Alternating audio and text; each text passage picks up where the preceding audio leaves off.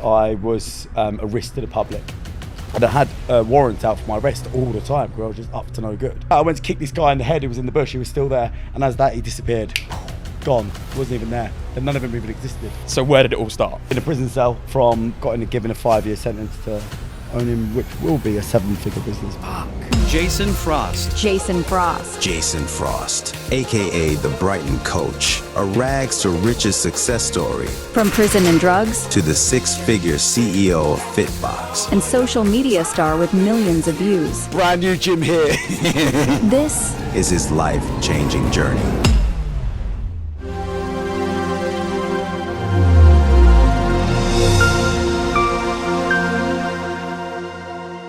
Jason, you have one of the most amazing, essentially rags to riches changes in your life that I've seen for quite a while. And we really want to start basically where it all started for you and how you've gone from that to founder, CEO of Fitbox. So where did it all start? From a prison cell. Deep in the Bronx. No, I don't wish it was. That's probably a bit deep, but in a prison cell. Given a 5-year sentence to owning, which will be a 7-figure business probably by the end of my 3rd year. So when did you start up Fitbox then? When did that start? I started Fitbox 3 years ago, almost to the day. So literally, Fitbox is now onto its 3rd year, which is Congratulations! Yeah. Actually, I think it's his birthday yesterday.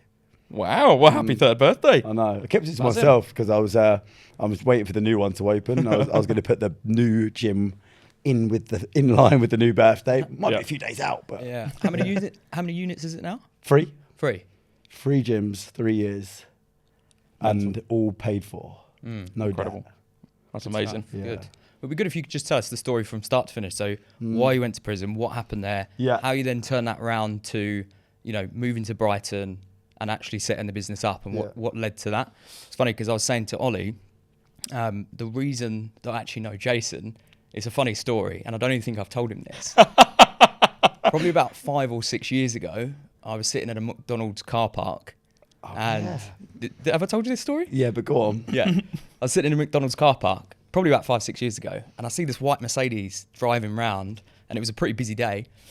White Mercedes driving around. I see this guy, and I saw this girl in the car that I recognised anyway. I knew who the girl was.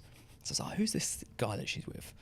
And then about 30 seconds later, I just see police cars swarm in the McDonald's car park, drag Jason out, and I'm thinking, who the fuck is this guy? I forgot you knew that. Yeah. But I didn't even know who he was. Because I didn't know no one. So Yeah, exactly. So you would have been the first person, one of the first people to ever lay eyes on me. just sitting there, and you'd be fuming, wouldn't you, if he was in that if he was in that queue and you was just about to order, and then I think the queue was the least of the worries. I didn't even order. The thing is, the story about that actually, before we go to the bit before, is that I went to David Lloyd, and I had warrants out for my arrest all the time because I was just up to no good. And obviously, you just never knew when they were going to come up. So I'm just living my normal life, driving around in my car, and next thing you know, there'll be a police officer behind you. I still get PTSD from it now. Yeah, I get police behind me, and I always used to get pulled over. And you wanted a double cheeseburger? And do you know what the motto of the story was? I came out of David Lloyd, and I was like, God, if I've got £1 in the middle of my car, that's how skint it was. It's like, if I've got £1 in the middle of my car, I will get a cheeseburger, right? And guess what I found? £1. And as I drove around, there was just all these police cars, and I just knew it was for me.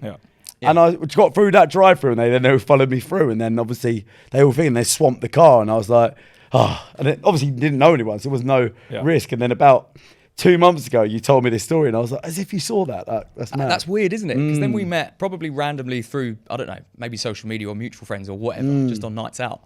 And then I obviously had that story because I recognised. What were the chances of you being at McDonald's at that time? So weird,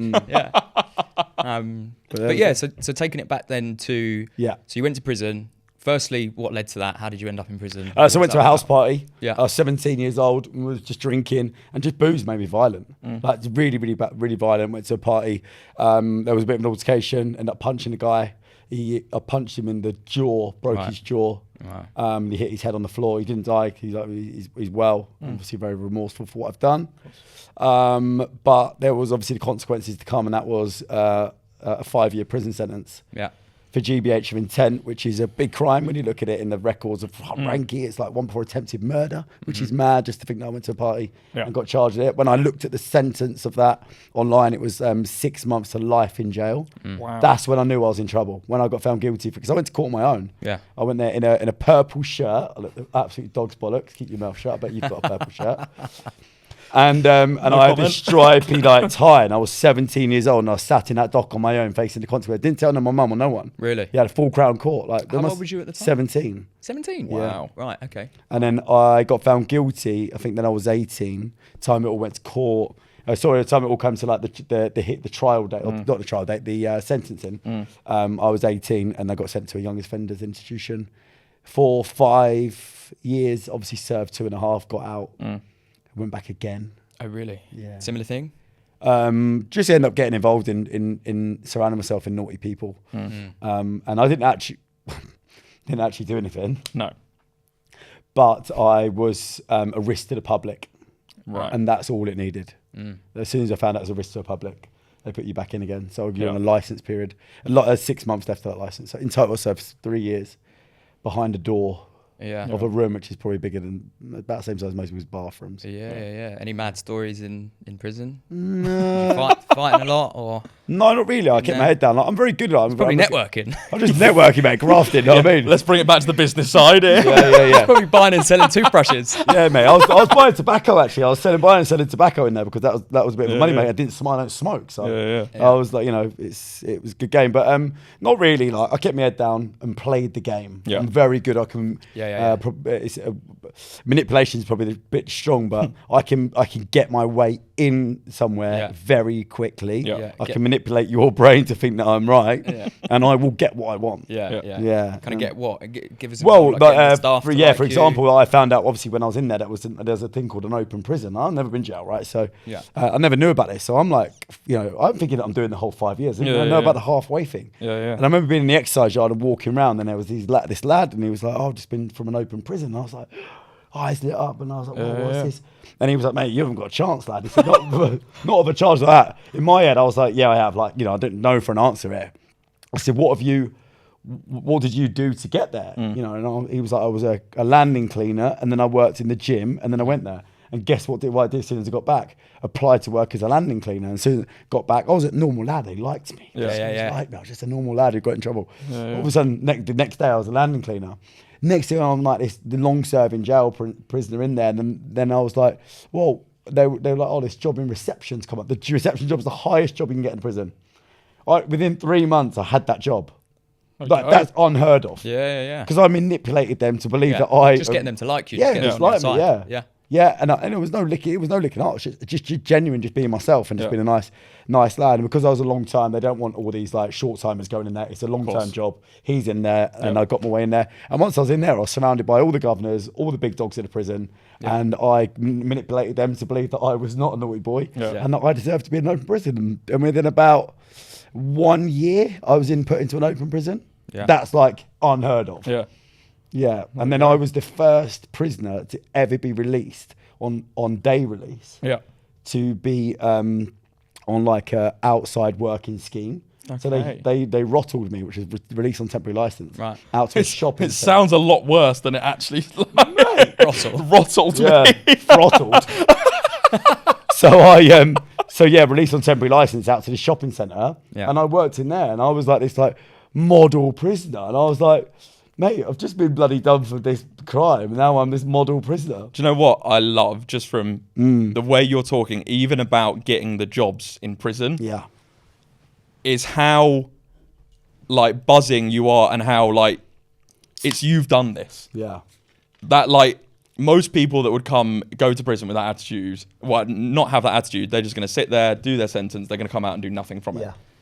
And you've gone in there and gone, I'm getting that job. Yes. I'm getting the top job. Mate, I'm being the first person to do this. First person. Exactly. I'm getting out. Watch me. I'll climb the wall if I have to. And I'm getting out. And you did. Yeah. And then, so after that, what happened next? I got out of jail when I was so lost. How old was you at that point? 21. Okay. Yeah. I was lost. No one even picked me up. Fuck you, mum. Hope she watches it. No one even picked me up. Yeah. And I know I was like, this gate. And I remember literally standing outside and I was like, what do I do now? And I had like 15 quid from the prison, what they give you as release. And I got a taxi and then oh mate, it was just a vision. And then I remember walking going, tonight I'm going to make myself dinner. And I got put in this house, like this thing. And it was on my own. And then I was like, oh, tonight I'm going to make myself a nice dinner of whatever it was.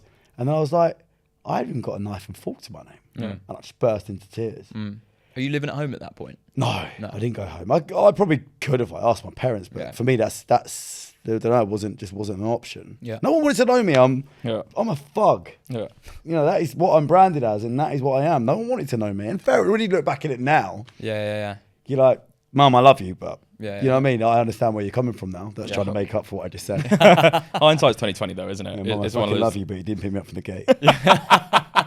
And then, so I watched your socials quite heavily before we came on, and one thing that almost hit me like a brick was the video you talk about when you were just moved to Brighton and you were driving along the road in your car, and you went for a wander, and that your family and friends were actually the ones that stopped you from.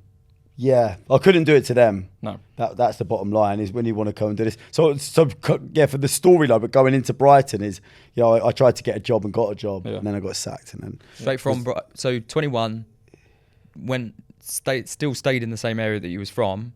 No, I left to Brighton when? I left. I come to Brighton 4 years ago. Right, not knowing a single soul. Right, okay. Yeah. What was you doing in between? Leaving prison? Drug dealing. Right, from prison to thingy, just selling drugs. Fine. Because I tried to get a job. Fair enough to me. Like, I went to get a job. Yeah. And I couldn't get a job. And when I did get a job, I was just constantly sacked because they then found out I went in prison. They then found out I hung around with X, Y, and Z. And they didn't want to know me. And I thought, do you know what? Fuck this. This is hard work. Well, I read an article about you as well earlier, and it was like, it was the story of your success type thing. Yeah. It was also talking about when you first either starting out to be a PT and things like that and doing three or 4 months. Yeah. And doing really well and people thinking you're amazing and then them finding about the previous conviction and going, really sorry. Yeah, let me go. Yeah. And then it just keep constantly, my life has just been like that. It's never middle ground. It was always high, low. Yeah. And then how many lows can one man keep taking? My resilience levels are through the roof. Like, I'm so resilient now. Yeah. But, go on. I was going to say, so 21, drug dealing up to 30, then moved to... 31 till I was drug dealing until I was 31. Did that all the way up until then? Yeah, I had a great time. Yeah, I can imagine. Yeah. Really, really good time. Yeah. I don't even... I don't even regret it. I'm being honest now. I don't even regret it. Like, I had some wicked times on it. I had mad parties. Yeah. And it is what it was. You did it for that long. Yeah. Yeah, and just cracked on. And you didn't go back to prison for anything drug related. Yeah. I was so good at it. Like, it was a sales job. I don't care what anyone says. Like, it's a sales job. Yeah. And all it was is about finding clients who were going to buy from you. Buy low, sell high. Buy in bulk. Yeah. And you did it for 10 years. Huh? You did it for 10 years and then never got caught. You didn't. Yeah, fine. So you didn't go back to prison for anything drug related. No. What made you then just sack that off and go? Fuck it, mental health kicked in. Right. Smashing in the packet. I was smashing the packet most about 3-4 times a week. To the point I couldn't. Once I'd done it, I couldn't stop. And I always knew as addiction of, like, you always think addiction is when someone wakes up in the morning, smashes in a line of gear or whatever they're doing, and then that's what they do all day and all night. I never knew addiction of what my addiction was. Is when I wouldn't do it and I wouldn't want to do it, and then I'd go and drop something off. You'd go, do you want a beer? And the next thing you know, obviously I have to bring the packet to them. And the next thing you know, do you want a bit? And I'm like, all right, cool, let's go. Then I couldn't stop. Right. Now I'm on a tangent for 4 days. Yeah. And I'm going insane. And this went on and to the point where I became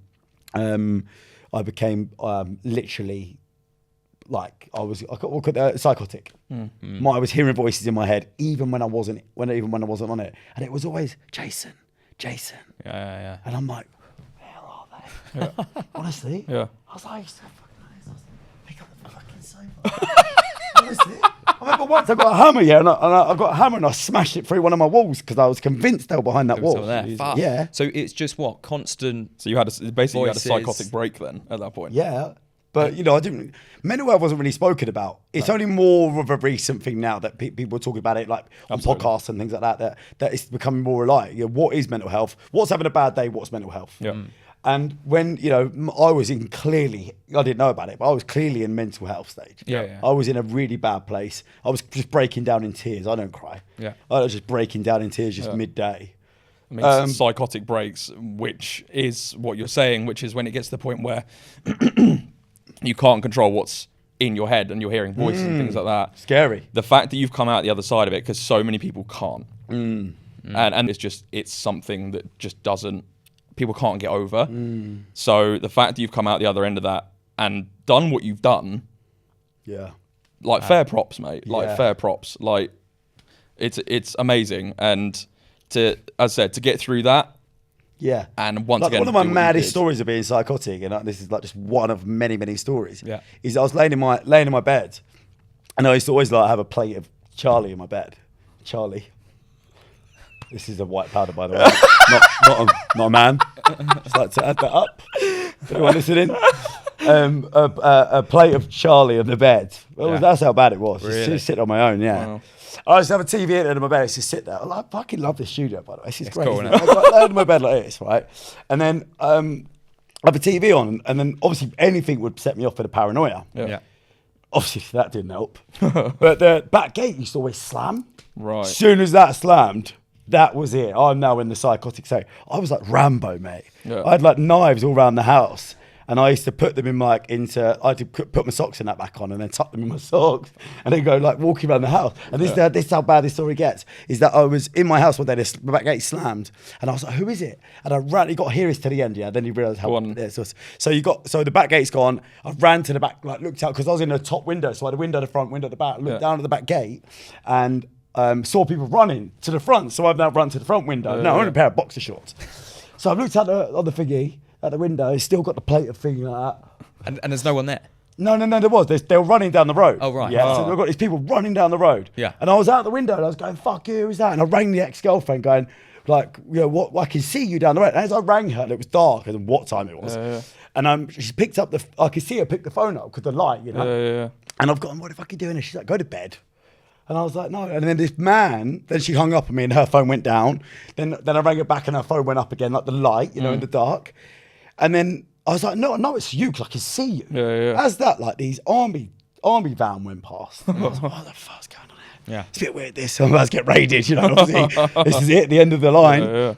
Anyway, I said to the guy on the phone, I said, if that man next to you swears at me one more time, I'm coming out the window like Rambo with my knives and my socks and everything else, and I'm coming after you all. Anyway, as that middle finger goes up, and I'm now out down the stairs, out the window, boxer shorts on, Rambo, 2 knives in hand. I'm over the fence, fell out the window, fell over the fence, and as that, I saw a man hiding in the bush. Yeah. And I said, I'll come and get you in a minute.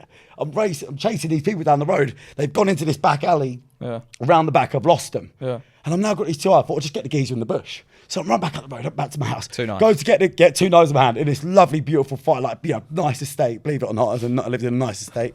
And as that, I went to kick this guy in the head who was in the bush. He was still there. And as that, he disappeared. Gone. He wasn't even there. And none of them even existed. I made the whole story up in my head. Fuck. Yeah. You've got the 2 knives, you're sprinting around like a madman in your boxers. Yeah. Nice, sexy Calvins though, mate. I'll let the dog's bollocks, I tell you. Wow. So what? Okay, fine. Yeah. So that's obviously a mad story, and I can imagine you probably had similar episodes like that. Oh yeah, many. But what then takes you to go out to get out of that zone? What's like the tipping point to go? I need to fucking change. What was the rock bottom? Yeah, there, essentially. Everyone was in my house. And when everyone, like friends and stuff. Yeah, he was in my house, and then I think I smashed up my phones. I broke up with this girl, and I think that's where I kind of losing my head. And then I said to my mate, "Can I borrow your phone?" Obviously, I'm making shit up in my head all the time. That's the scary thing. Yeah. And I looked at his phone, and I've read something that had my ex-girlfriend's name on it, and he was messaging her. It was nothing, but I've made it into a story that didn't need to be made into. Yeah. And then I just literally broke down, and I'm literally sat on my kitchen side pulling my hair out. And and his name's Toby, and he's like, mate, you need to get help. And I was like, you're a scumbag, you're this. I said, you get out. I said, get her around here now. And then they all came around, and then I thought, there's only one person I could turn to right now for help. But I'm now a year into this. Who's the person you can call who's going to save my life and get me away from all these people that I don't want to be around? Yeah. My mum. Right. So I didn't have a phone because I broke them all. My aggression rage. Just snapped him. Snapped him, for no reason. Brand new phone, snapped him off. Like it was nothing. Didn't stop ringing. Just snap. Oh, And so odd. And then I had this house phone. Yeah. So I plugged it into the wall that I never used. It charged up, and all of a sudden it came on. So I was like, "You wait there, because I don't trust you anymore. You've obviously been texting my girlfriend, you bastard." Obviously made it up. He hadn't. Right. And then went and rang my mum, and I went outside, and then I literally picked up the phone and I went, "Mum," and she went, "Jason," and I literally broke down in tears. And then the phone went dead because the battery ran out because it didn't charge up enough. Obviously, cocaine, like that phone's been on charge for 3 hours. It'd been on charge for about 2 minutes. Yeah. Back on the phone. I'm like, now waiting. I'm screwing my hair out, and I got back on the phone and I rang my mum. And then my mum answered, and she went, "What's going on?" I said, "Mum, you need to come and save my life. I'm addicted to drugs, and there's people around me I don't want to be around anymore." Yeah, and that was it. Once I made that phone call, my mum was there, my brother was there, and they were all there. These people don't do this. Yeah. Of course. My mum was on the way to London. Yeah. I said, "You have to save me now." Yeah. And as that, they all came round and they said to me, "What do you want to do?" Yeah. And I said, "I need to go upstairs and pack a bag." Yeah. And I'm leaving. Yeah. And that was it. You just left. Where did you live at the time? In just outside of Newmarket. Right. And then that's when you just came. You went, No, then "Fuck it, I've I'll got. come to Brighton." Then she's like, "What do you want to do?" Obviously, I'm a grown adult. She can't stop me. So she was like, "What do you want to do?" And I said, "Get me. We're going to pack a bag, and I'm leaving." She said, "What about all your stuff? Like cars there, plasma TV." I lived in a big 500 house. I was living a life like Kingpin. Yeah. I was like Don. What's his name? Pablo Escobar. of Newmarket. How much money would you reckon you was making at that time? Oh, 20 grand a week. Really? Yeah. Wow. $1 million a year. Yeah, man. Killing it. Smashing it. I was making more than the guy selling it to me. All right. I was killing it. Fair play. Yeah. Fuck. For the record, that some of this might be made up. This is just for entertainment purposes. Yeah. This is, fine. So so you're making loads of money. Yeah. You're going fucking nuts. Yeah. You turn to mum. Yeah. Pack a bag. Straight to Brighton. No. To Marbella. Fucking Yeah. Perfect I need to get away from all drugs and Well, partying. it did because I was running out of money. So I went to Spain. Then I tried to like sort myself out in Madrid. Yeah. And this man gave me a job in Madrid, right? So I've gone to Madrid first, and he went, and my mate was like, he said that he knows something in Madrid. He'll get me a job in a call center. Yeah. And I was like, do you know what? Anything. Yeah. To start a new life. Of course. Straight to So I've gone to Next, and I've got these absolute dog. Except a suit, mate. I look better than you. I tell you, I look better than you. And then was in this call center, and this geezer was trying to convince me that it wasn't robbing people. Yeah. It was a boiler room, mate, and I know exactly what you're doing. Right. And we're convincing people. I think it was like, "Hi, I'm Jason I'm calling from the HSBC shareholding account." I remember the script. Yeah. I was like, basically, I'm here to rob you, put all your transfer. And I was like, that's not what I want to do. Like, I want to come out of this. Yeah. And I've gone from taking money off people selling drugs to robbing old people, and it didn't sit well with me. Right. And I said to the boat, "This is not for me." Yeah. Off I went. Again, mental health. And I broke down in Madrid. That was my first time I had a breakdown when I collapsed to the floor and I looked at a car park to kill myself. That was the first time. Yeah. And I thought, I need to get to people that I know. And I had a cousin that lived in Marbella. And I thought, there's a bullet train there. And I thought, I'll jump on that. Off to Marbella, and then kind of became a better person, but was still getting off my nut all the time. Yeah. But I don't really know how. But it worked, and I think I came off all the steroids there. Yeah. Started realising that I didn't need to be so angry. Yeah. And I was just a little drug dealer in was it big fish, big pond? Small fish in a big pond. Thanks, mate. Fine. Okay. Yeah. And then I was in Marbella, and then kind of started sorting my life out, and then I ran out of money and started selling drugs there again. Right. And then I got caught, and then a warrant for my arrest in Spain. I'm still wanted there now. Come and get me. Well, they know where to find you. Oh, yeah, they come and got me. Plastered everywhere. They haven't come and got me yet. Like, no, they're not going to come and get me. No. Like, But it's a vicious cycle though, isn't it? Because Yeah. this is all stemmed from essentially a fight Yeah.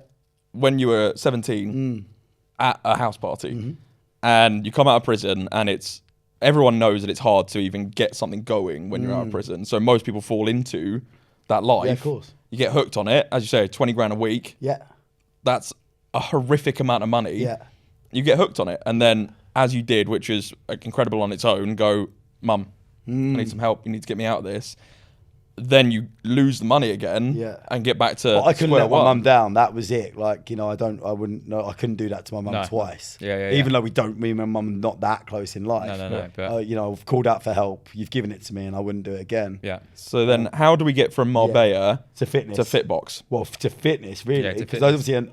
so I had a PT qualification, what I'd done in jail. Yeah. I was going to, and I was hiding in the UK. I'd come back from Marbella. No one knew I was back. I wasn't the most popular man in the drug industry after leaving it after all them years. And I went to my mate's house in Ely, and he ran a boot camp. Shout out to Tim Megson. And he had a boot camp, and I went to his boot camp because I said, I'm just going to go to Bali. And he was like, mate, stop what you're doing and sort your life out. I was like, nah, I'm just going to go to Bali. And I had like 20 grand in cash, and I was just going to run off to Bali. But then the light at the end of the tunnel was running out, because what happened after Bali? What happened to them running? There's no selling drugs in Bali. Yeah. So yes, death penalty. Yeah. When and the one thing about me, I know it sounds like I am stupid. I wouldn't do that. Yeah, I wouldn't go to them places. It's too far. Yeah. It's too risky. Yeah, the risk it's not. Go to prison and jail in the UK 5 years, whatever. Like we can live, but life in jail. No way. Forget it. So I went to his boot camp, and I turned up there at 6 a.m. It was in a tennis court in the middle of a field. Yeah. And I said to him, there was like 50, 60 people there. I said, how much money are you making every month? He went 20 grand a month. I went, hey, you make 20 grand a month from that tennis court. I said, how much are you paying on the rent? He went, 100 quid a month. Wow. And he was doing 3 sessions Monday, Wednesday and Friday. That was it. One in the morning, one at 9:45 and 6:30. That was it. Filled him out. I was making 20 bags a month. And I went, I'm going to do that. Yeah. That was it, mate. I was off. I was like, oh, do you want to do it with me? He went, no. Because he didn't want to be surrounded by me, obviously. He didn't want a bad cred. Like, as you would, like, you wouldn't want to be bad cred. Yeah. And then off I went. So I went and done one down the road and started doing it. And then smashed it, and then I made a bit of money and had a bit of money from other things, and then I put that into someone offered me a gym, so I put my money into a gym, and then the business partner of that gym then told everyone I was still selling drugs. We'll be here for hours. This is in Brighton, of course. This is in Newmarket. Oh right, fine. So he then told all the people, the owners and the members, that I was still selling drugs, and they wanted to disparton me. Yeah. And that's exactly what I did. And I swear on my life to this day, I hadn't sold drugs since probably a year before that. Yeah. So for that man to then go and rob me for everything I had, because I put £20,000, that's all the money I had. Yeah. I had no more. I was no intentions of ever doing anything else again, and he robbed me for everything I had and left me with square one and nothing. Mental health was shot to bits. That man was 65 years old. His gym was on its way out. I put 20 grand into it, brought loads of new clients there. And he robbed it off me. Took it off like that. Bam, done. Changed the locks on the door, pushed me out. Taking your money, taking your clients, gone into retirement. No. He owned the building. I don't know what he'd done. I'm still going now. Didn't have anything drawn up, like, legally? Of course not, man. No? Why, not a drawn up kind of guy. Yeah. You probably learnt from that now? No. No. So, what was it? Just like 20 grand cash, like under your mattress kind of thing? Yeah, because we needed doing up. So I was like, look, I'll pay for the do up. Just do it, and he just fucked you over. Yeah. Absolutely fucked you over. Yeah, big time. So then you get fucked over. Yeah. Quite royally there as well. Yeah. 20 grand is a lot of money, especially if that's everything you got. Bang, that's it. Because that was it. Like that was my I'm going to put my money in something to sort my life out. He knew what that meant to me. Yeah, of course. And they became like a father and mother figure to me. Yeah. And for them to go and do what they did was a serious low blow. Yeah. Yeah. I don't want to say too much more. No. Yeah, but fair enough. We are like it's appalling. Oh, there's no other word for it. Disgusting. It teaches you though, doesn't it? It's business. People. It's just to be branded like. Even now, like when someone talks badly of me, and I'm like, that ain't me. Why do you say that? Yeah. Like there's people now from the past on social media, even like when that newspaper figure went out the other day, and you see these people from the past just like still comment on it, like, yeah, he fucked over my dad, or he done this, and I'm like, oh, I've pissed off a lot of people. I hold my hands up. Yeah. But it ain't me no more. I live my life trying not to piss anyone off. But I tell you what, if you don't piss anyone off right now, you're not working hard enough. Yeah, correct. 100%. Yeah. I say that all the time. If you're not like with social and things like that, if you're not getting haters in one way or the other, you're not working succeeding. hard enough. Yeah. And that's the thing. I think we said it on the last podcast as well. Right, yeah. No matter what happens, if you succeed in any way, shape, or form, whether that be small, medium, or large, people are going to come after you. Yeah.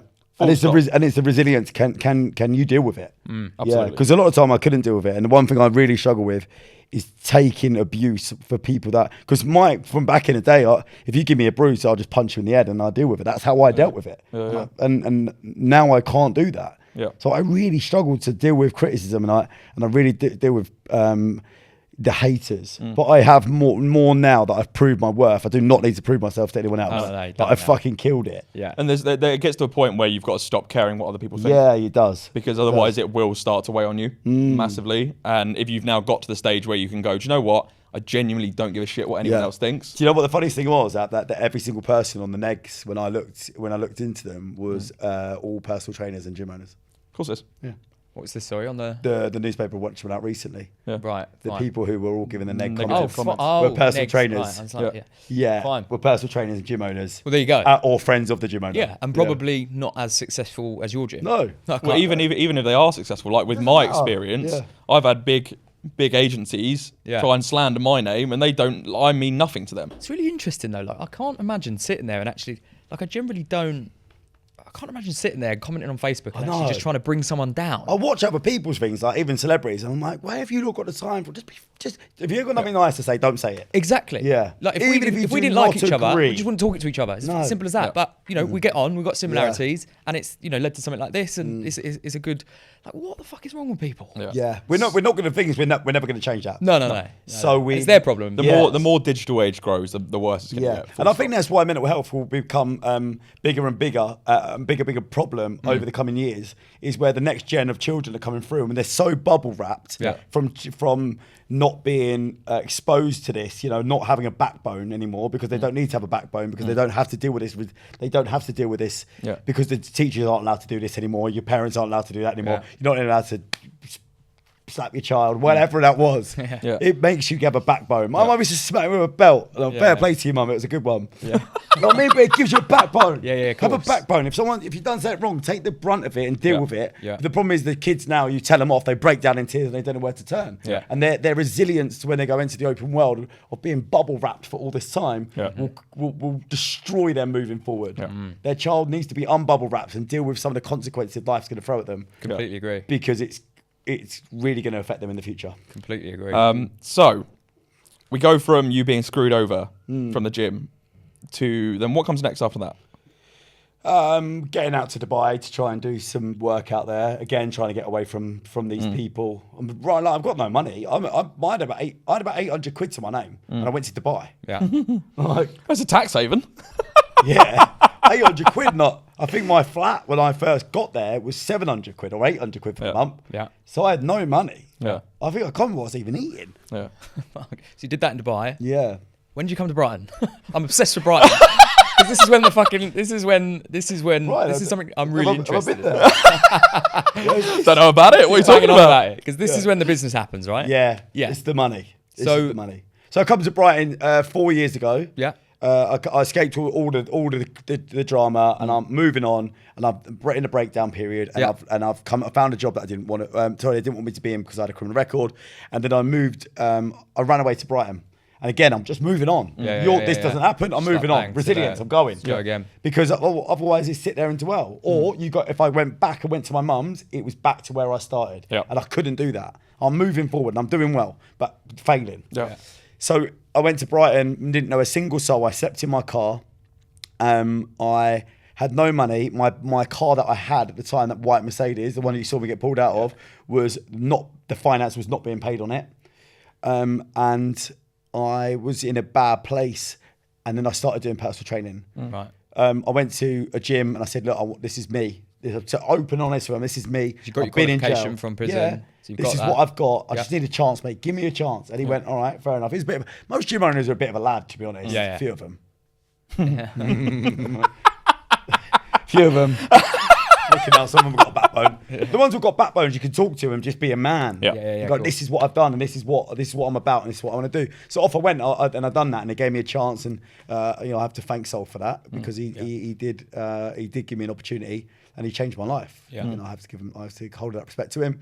And then started doing personal training. And then for me, and if you look at the gym industry and how it works, you've got like the big dogs like David Lloyd's and your big third spaces charging X, Y, and Z. If you look at the personal training world, it's very up in its area. It's like 500-600 quid a month plus. I didn't have any money, so I was skinny. So I was like, how can I get 10 clients? I was like, just charge them 20 quid an hour, 20 quid for 45 minutes, but charge it in a block of 200 quid. Group session. 200 no, 200 quid one-off, just PT. Yeah. Which was, if you look at PT, that's cheap. Yeah. But I needed money. Yeah. all of a sudden I started doing this. I was then like the pure gym of the world. People were like, hang on a minute, I can now afford PT. I didn't even think about this as a business. I just need a buck. You know, I need. But without knowing you were doing it, you were differentiating yourself straight away. I need to get out on Saturday night, and I need some 20 quid in my pocket. You know what I mean? So then all of a sudden there was this niche, and all these people like who were just everyday people who didn't have £500 or £600 spare every month. Were like, oh, I can do this. So wait, they were paying £20 for a session. Yeah, paying £200 for 10. £200 for 10. Right, fine. So and that was block. 1-to-1. Yep. Fuck. Yeah. So £20 an hour. Yeah. It was only me. Yeah. Yeah. And I killed it. Yeah. I had like 16 I remember clients seeing back all to the back. photos. Yeah, I was online. killing it. Then I was banging out these transformations, which is from the Tim's boot camp. transformations. Yeah. And then I was putting them together and then banging him out, and everyone was like, "Fucking hell, this guy's charging me £20 an hour, £20 45 minutes. He's changing everyone's lives out there. He's banging out these transformations left, right, and centre, which is literally daily." Yeah. And then I was just demand. And the next thing I was like, right, get another PT. So another one, then two. Then he was full up. Was this alongside the gym that you was working at? No, this is all You was in there. running that from so I that was paying £600 a month per person Like to rent. be in there. Yeah. Right. Next thing I've got 4 PTs in there, and they're all full. I've done this within a year. Yeah. And then COVID happened. Back to square one. Here we go. So you're kind of building your own business within their business. Yeah. Get it to 4 Yeah, people. they're all mine. Got loads of clients, which you own or the gym owns? I own. Fine. Yeah. COVID happens. Yeah. And But I've got money in the bank.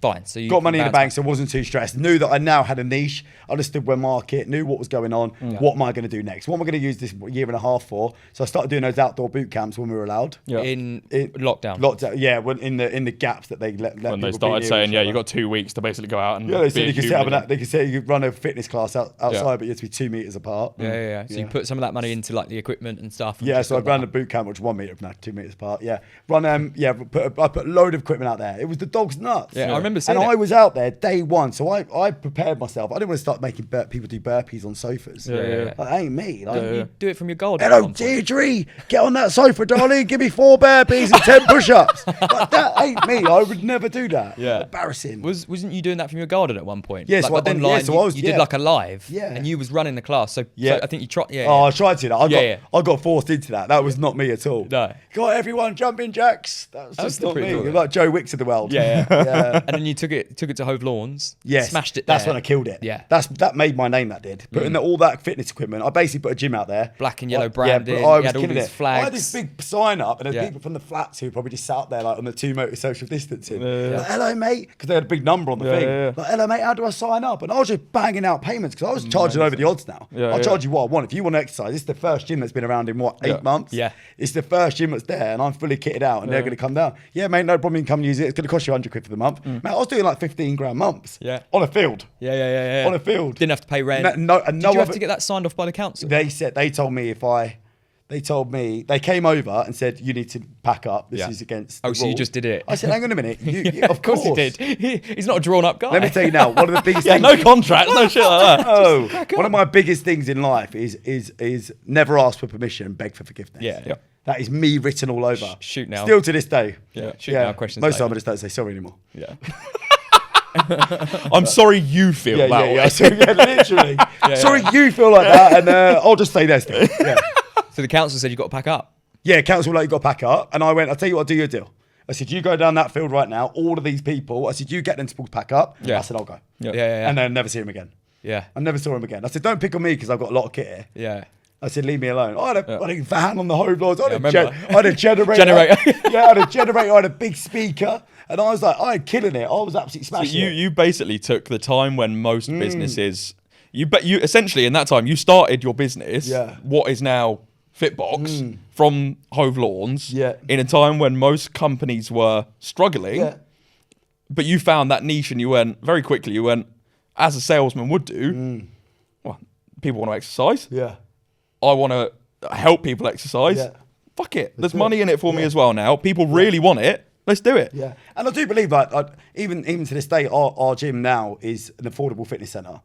We do charge a premium. We are like between like £80 to £120 a month. But that is what those things go for. But if you look at the people like us, they're charging £200, £250. Yeah. Now I always say that the reason, one of the successes, apart from me being gifted a gab and good at sales, is that when you look at like the likes of the big brands like Barry's and things like this, they probably started off at 100 quid. Yeah. Now, over the years of inflation, they've gone up and up and up and up and up, and they're now at 220, 230. They can't drop their prices. No. all of a sudden there's a big crash in the world as we just gone through. Yeah. I pop up at Fitbox at 100 quid. Yeah. All of a sudden it's like, well, I'm not paying 220 to Barry's anymore. I'll come to Jason. Yeah. Yeah. And now I'm off on a tangent. Over the next 10 years, I'm sure I'll get to the £200 mark. Absolutely. A big crash will happen. I'll be wiped out. Yeah. So what was amazing. And what was the process then of going from Hove Lawns to the first gym? Yeah, so during the first lockdown, we stumbled across a building, and one of my clients who owned it, and I said to him, look, I feel like I could turn this into a gym. All my mates told me it was too small. I thought it was too small. But my eyes lit up a little bit and I was like, I'm going to make this happen. Yeah. And then we went to work, we got it all signed over. And then we went and smashed it out, put this gym in there, which is nothing like what it looks like now. Kind of very similar, but we've definitely adapted it and spent a lot of money over it over the last 2 years. Yeah. And right now it is pinnacle moment. Like it is looking out. I go in there and I'm like, wow, it's outstanding. This is really, really good. Yeah. But when I look back at the first pictures, I'm amazed that there's people still there. Yeah. 3 years later, I've still got some of the same clients. I'm like, wow. So when I opened this business, and it was just charging people on a monthly income, reoccurring revenue, and then it went from there. And I think probably started smashing out 15 to 20,000 pound months pretty quick. Wow. Yeah, and I remember I went in there and I bought everything outright. Apart from the building, I owned everything outright. So leased the building. Yeah, leased the building, which is very minimal because it's a basement, no one wants it. Yeah. And then I went in there and This is the original as well in Hove. Yeah. And then went in there and smashed out this gym, and the next thing I was making 15. We could get to 20 grand a month. It maxes out about 20 grand a month because you can't. It's not big enough. It's not big enough. Can't fill it enough type thing. But my overheads are about 3 grand a month. Yeah. Which is still pretty And good. then I've used the profits from that one to then move on to the second, and then paid for all that out in cash, and then moved on from that one to the next one. Or even that'll pay a massive tax bill. Yeah. So 100% to invest. And the plan is to just no, I keep don't know going? what the plan is now. I keep saying I said after the second one I wouldn't do another one. Yeah. But this one, and you'll say that with the third one as well. Yeah. But I feel like this one now, like if this all goes to plan, I will have £1 million business by the end of this year. Yeah. Which is 3 gyms, 3 years, 7 figures. Yeah. Sell or step back and just take it. I don't think I'll sell it. No, I think even if someone offered me 5 If million. he sold it, he'd just go and do it down the road himself again. Of course he would. Just build it up. Because there'll be no contracts in place. Yeah, exactly. It's all cash. There's nothing drawn Contract, up. never seen one, mate. No. So moving on to if we moved on to that Brighton gym, if that goes to plan, it will become a 7-figure business. And then would I sell it? I think if someone offered me 5 million for it right now, I think I'd say no. Because it's set me up for life. Yeah. It's my baby now. Like, You love it as well. I love it So and you're enjoy it. passionate I'm about very it. good at it. Yeah, And I found a niche and it works. All my staff are like my friends. Yeah. I don't like to be referred to as their boss. I don't like that. I'm very uncorporate. You can see the passion for. I mean, you not even if you're listening on an audio platform, you can hear it. Yeah. Very, very clearly. Yeah. I'd say probably last question. Yeah. Difficulties when you were starting, like as in from starting Fitbox to now growing it. What's been the hardest parts? Like, because this podcast is all about obviously helping people understand when they're going through this. The hardest parts for people to look out for and understand kind of what they can do to overcome it, type thing. I think it's probably the setbacks. The things happen and you don't prepare. When you're so driven and you believe in the end product, and I've got this mindset that I can vision the end product always. And even in life, I can close my eyes for a minute and follow the steps in it, and it will work out. And sometimes when something gets thrown in your face, like a rent increase or a landlord who wants to then throw you out, I've dealt with all this stuff. It's the resilience of how you're going to deal with that. Are you going to go bulldozer in the head, like most of the times that I do? Sometimes now I take a little step back and phone people and try to because I don't always make the right choice. Yeah. I have no idea what I'm doing. Yeah. I am winging it. Yeah. I have no idea. We all are as well, aren't we? We're all winging it. I have no idea what tomorrow brings. I have no idea even what net profit was and what's the other one? It's very gross profit and that's very Richard Branson. Yeah, I have no idea. I go to the accountants and they look at me like I'm an idiot. But that's fine. Your job isn't Focus there on though strength. to do that, is it? I'm cool with that. Yeah.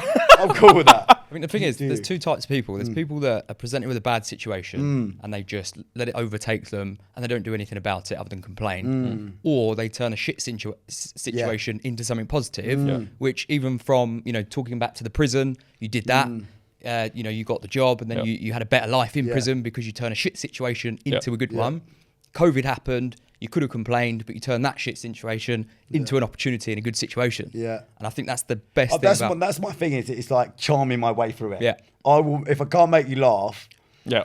then I'll bulldoze my way through it. Yeah. Even now, like with the new gym, we're facing some legal like things, and everyone I found that if everyone's trying to be an alpha male. Yeah. And I like to think that I'm an alpha male, and that's with a backbone. But when you're going up against a load of alpha males, sometimes you just got to back down a little bit. You got to bend over a little bit, and probably should say that around Brighton, but you got to listen to people. Like you can't outdo everyone, essentially. No, you can't outdo everyone. But yeah, my thing would be keep moving forward. Except there's going to be some setbacks, and probably if you think it's going to take 3 months, it'll probably take 6. Yeah, 100%. But still have that mindset for free, because it's just a better, quicker way of getting there. And if it happens in 3, well done to you. Love that. Cool. I think that's a good place to wrap up. Absolutely. Thanks for that, mate. So much for coming on. Pleasure, man. It's been amazing hearing the story. Long way. So that's the end of episode 1, our first guest of the Open Book podcast. Episode 1 of having a guest. Yeah, well, that's what I said. Oh, did you? Obviously not listening. Yeah, I think that was really good, mate. I really appreciate that. No, pleasure. Pleasure. Boys, good luck to you on your podcast. Cheers, bro. Dadoosh.